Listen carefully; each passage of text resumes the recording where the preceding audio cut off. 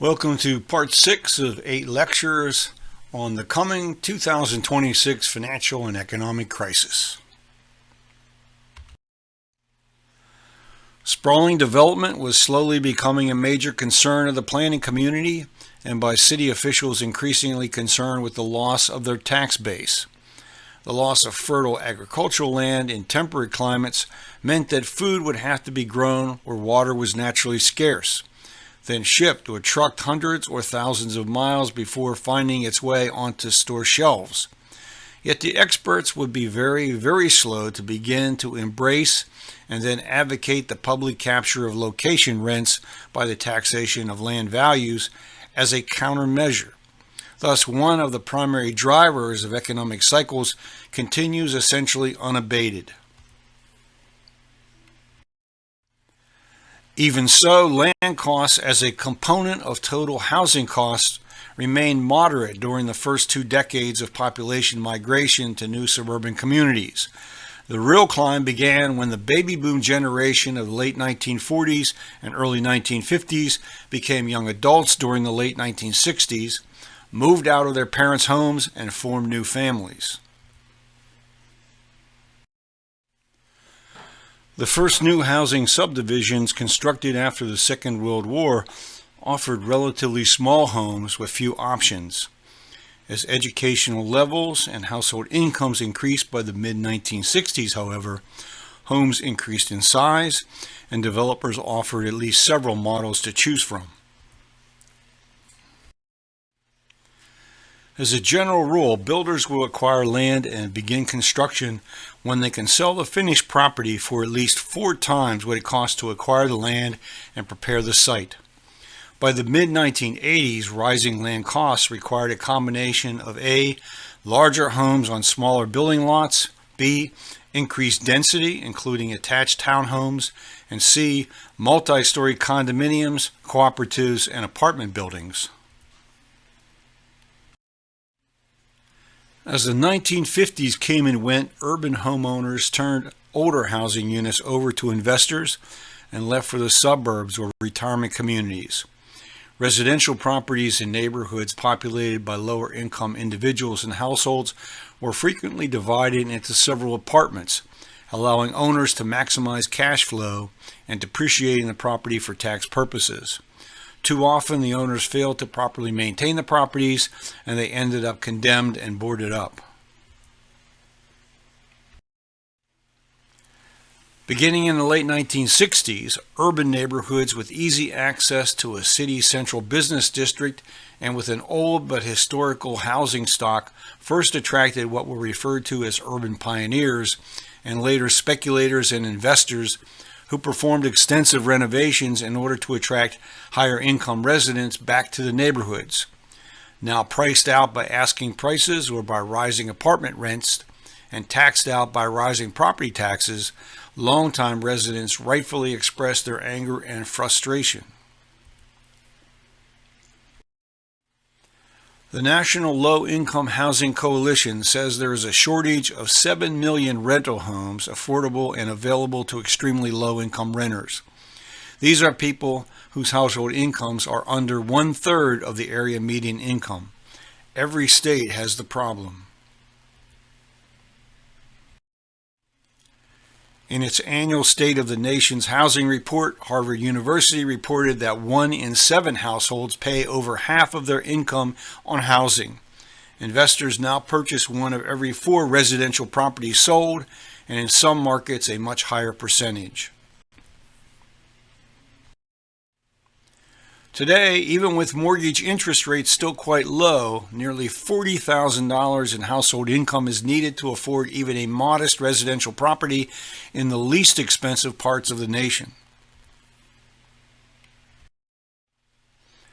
Very low-cost housing does exist, of course, but these houses are in very distressed urban neighborhoods or in isolated rural communities where the housing stock is essentially fully depreciated, where amenities are few and municipal services substandard. Much of this housing stock is absentee owned, and the rents charged to tenants often absorb 1/2 or more of the tenant's monthly income. As the baby boom generation became adults and began to form new families, demand-side stresses on land and housing prices accelerated. The race was on between increases in household incomes and overall cost of living increases.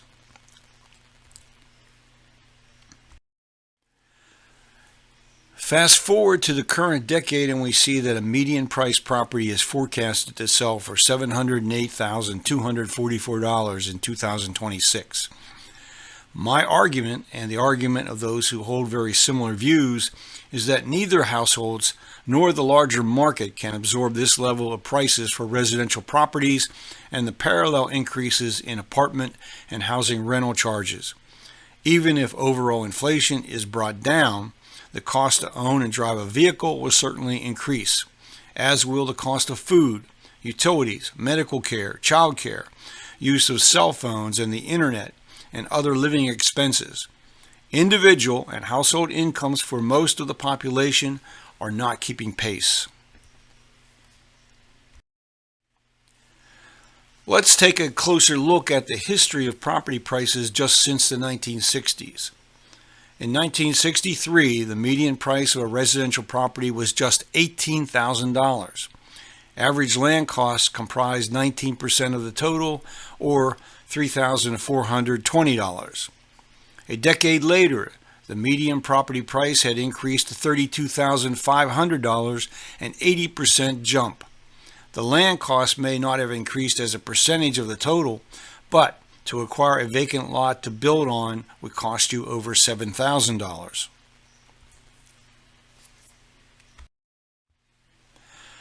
Despite the years of stagflation and a crash in some real estate markets, by 1983, the median property price had more than doubled to $75,300. Slowed by regional real estate downturns throughout the 1980s, culminating in a serious market crash in the New England area, the national median price in 1993 had still climbed to $126,500. By 2003, the median price had risen to $195,000. In many markets, appraisals on properties with older housing units indicated that half or more of the total purchase price was just for the land. In response to rising land prices, lot sizes started to fall in the 1980s and have continued to do so in response to escalating land costs in the most high-demand markets.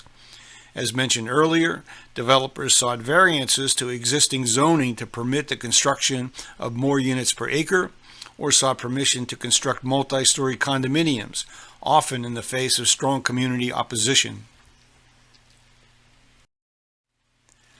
Contributing to the severe shortage in affordable housing units, resistance is often strong against building new housing units that are subject to household income limits or other subsidies.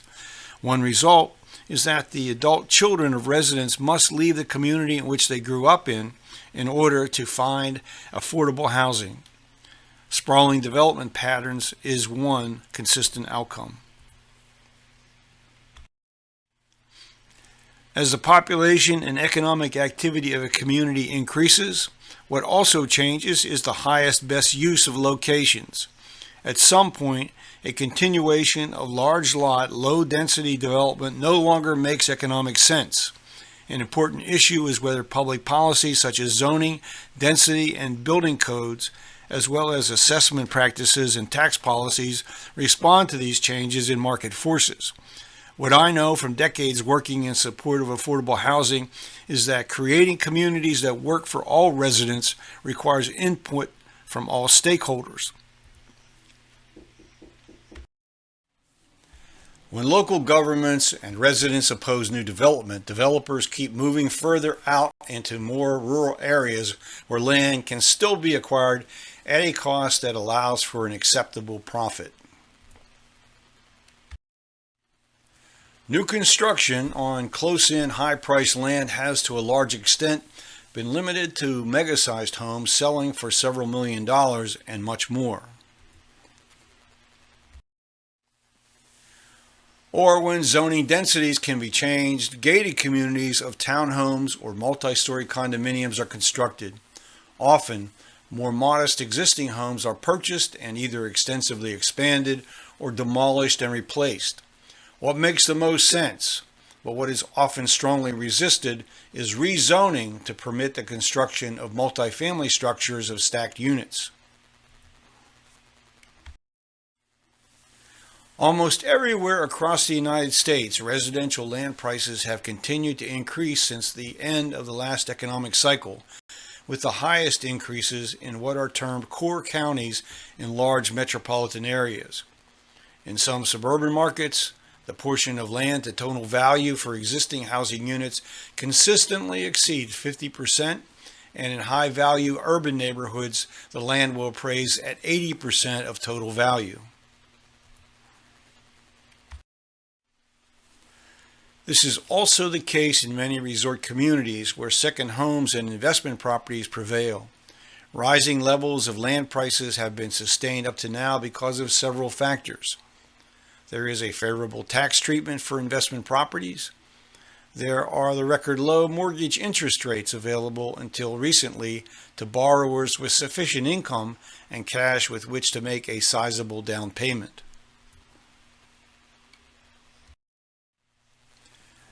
And for those households moving upon retirement from their working lives, there is the considerable land equity they are able to carry with them into the purchase of a retirement property.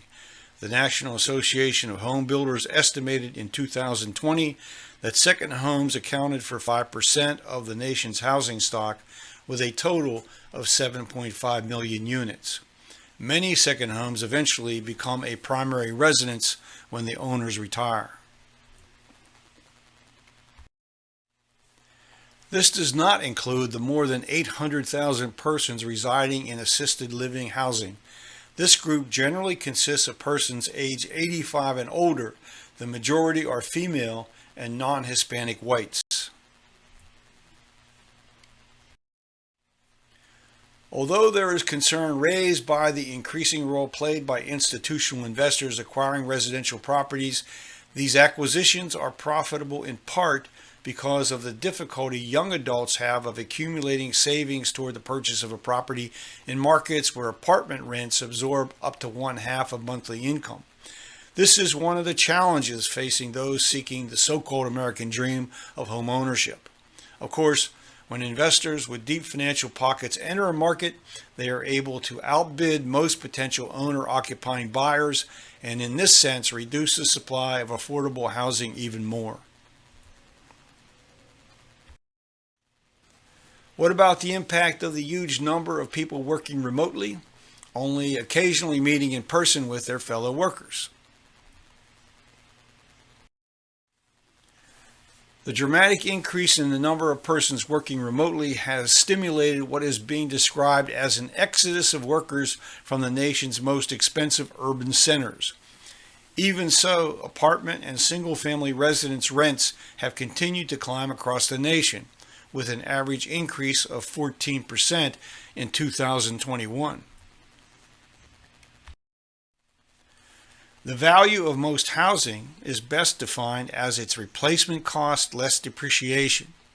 The figures on this chart reflect the total property value of the housing unit plus the underlying land. What portion of the value is the depreciated value of the housing unit is a property by property calculation. Some buildings command a premium over this value because of their historic or architectural uniqueness. The facades of some of these properties cannot be changed, as they are protected from replacement by historic designation. Such is the case with the residential building where Henry George lived with his family as a young child in Philadelphia. In general, the reason why two identical or even similar properties sell for very different prices is the desirability of the location. And generally speaking, what disappears when property markets crash is the speculation-created land value, as occurred in 2007. For persons and private entities, one of the most serious threats to financial stability occurs when the level of debt cannot be serviced out of income. When this occurs, private entities close down or try to obtain relief in bankruptcy court. Bankruptcy is also an option for persons. However, some forms of debt cannot be discharged by bankruptcy. The public's debt has its own unique characteristics. How the U.S. government and the Federal Reserve will react to the federal government's debt is an important wild card as the economy approaches other maximum stress points at the end of the current economic cycle.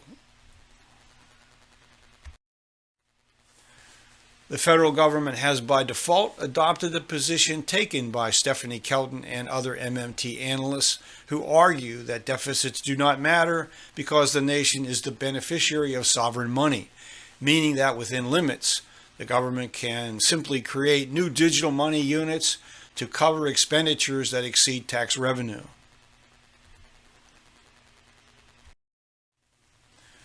What then can we say about the role of our financial system? There are serious risks associated with continued monetary expansion.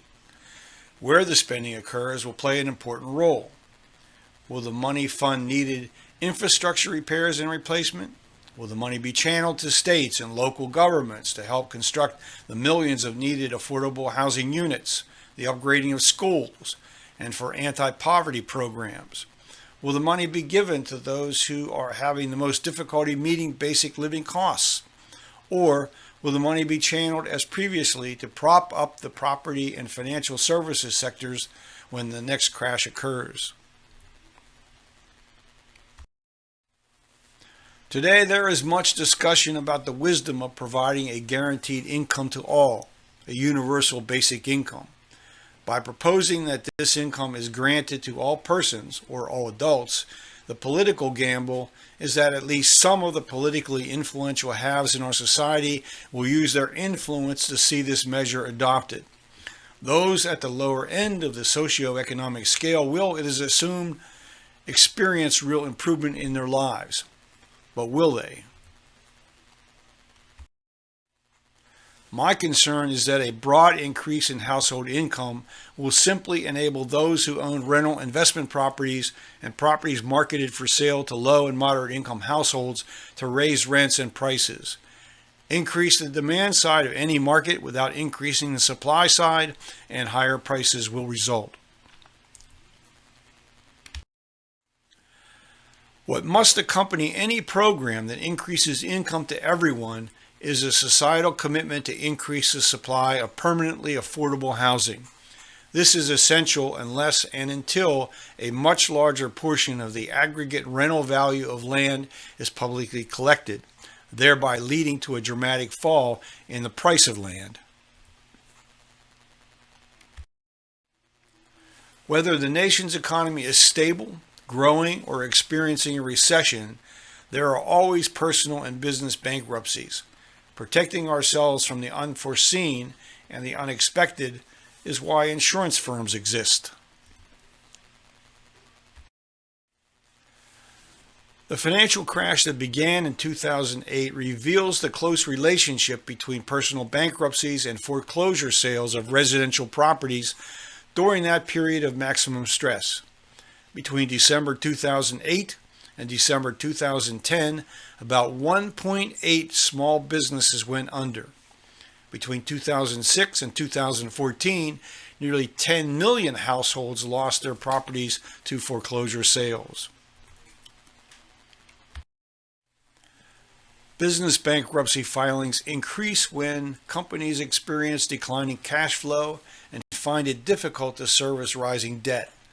The disruption to business caused by the pandemic caused a spike in filings during 2020 to nearly 544,500.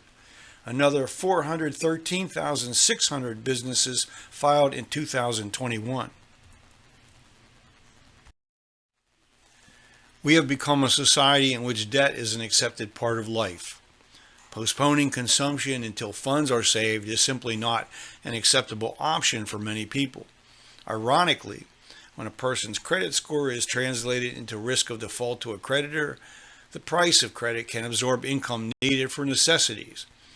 If only we could choose our circumstances of birth, life's risks would certainly be fewer and milder.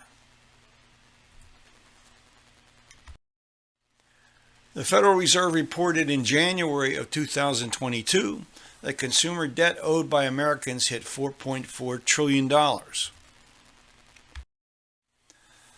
Of the total, revolving consumer debt was slightly over $1 trillion. Non-revolving consumer debt was $3.4 trillion, student loans totaled $1.7 trillion, and auto loans totaled $1.3 trillion.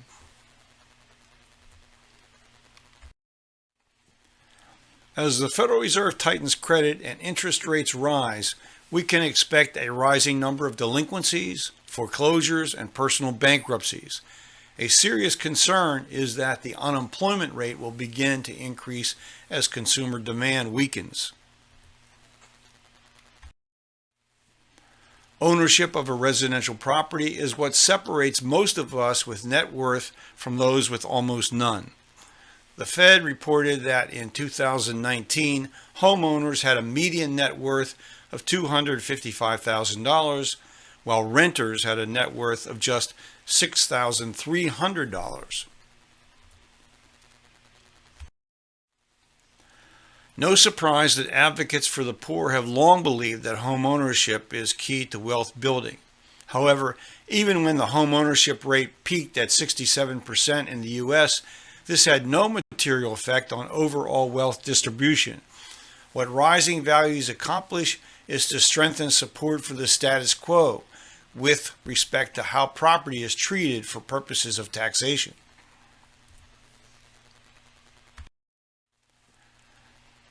The current home ownership rate is 65.4%. The rate for white Americans is 72.1%.